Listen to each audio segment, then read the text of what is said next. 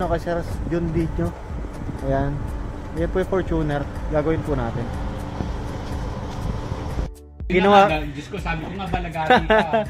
Opo, ayun po si Sir Jun Dinyo. Ito po yung kanyang unit. Ayan po, sir. Ayan po. Ito po yung kanyang unit. Fortuner din po yung ginawa ko kanina. Okay. Opo. Teka, ready ko lang yung kakailanganin mo, ha? Okay, sige po. Ito ay walang power. Ayun, wala pong power. Wala po talaga siyang power, sir. Ayun, oh. Pero pansinin niyo yung park, nagana yan. Ayan, oh. Nagana lahat. Ngayon po i-ano natin. Tanggalin po natin tong gauge. Re-referent po natin.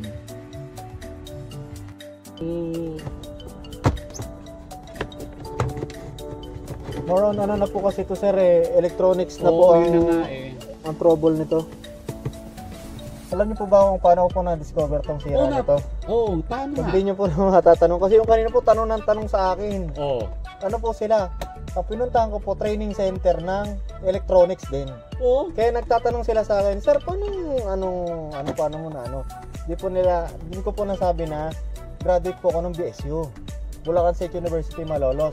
Yun po pala sabi niya, yung mga ano namin dito, top 1 namin dito sa training center, mga doon graduate. Talaga? Opo, doon graduate. Oo nga, teka muna, paano mo na-discover yan? Ito po, na-discover ko po ito, sir. Sa customer ko, naka-Fortuner din. Ganito po history nun. Pumunta ako sa kanya, nagpa-service po sa akin. Ano, Mon, pakipuntahan mo yung sasakyan, bakit ayaw gumana ng gauge ko pag umaga? Chinek ko naman yung fuse, buo naman. Kasi confuse yan.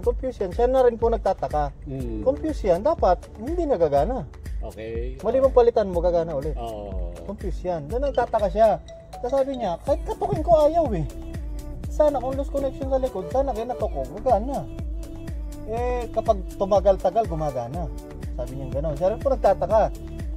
Pinuntahan ko po rin, sir, umaga talaga. Okay. Yung as in yung malamig yung makina, ayaw. Kasi pag biniyahero, gumagana eh. Oo. Siya yung tumitingin ng dalawang sasakyan.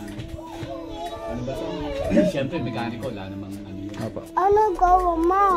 Ayun oh, gawa ko. Ngayon po yung Hilux sumusunod na. Ganon. Opo, yung Hilux, mga Toyota Hilux sumusunod na po sa ganitong sira.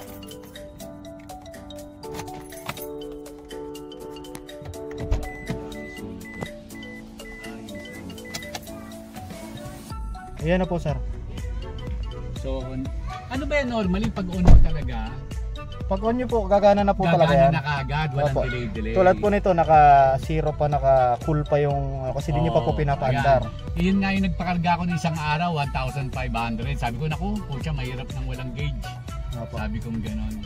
Tapos yung adjustment, di ba meron doon adjustment? Ito po, yung adjustment. Ayun. Tama po yung ginagawa nyo, hindi nyo po sinasagad.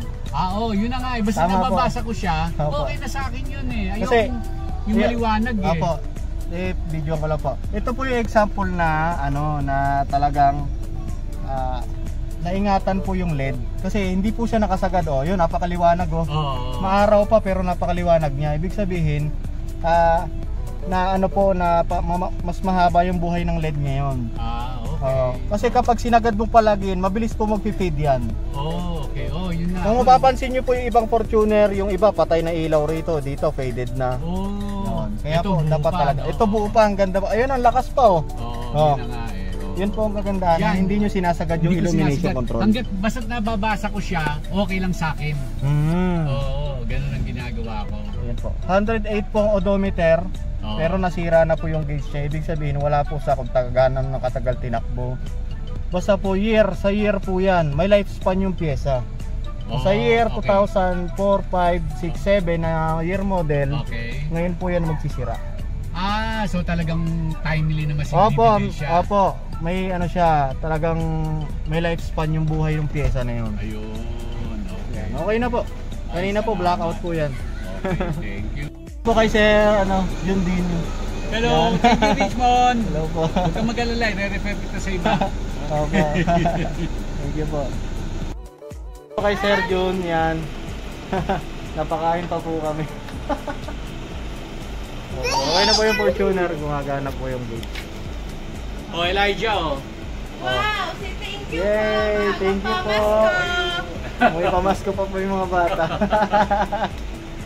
Ay, sige. Uy, kain kayo. Ah, sige po. Table napkin.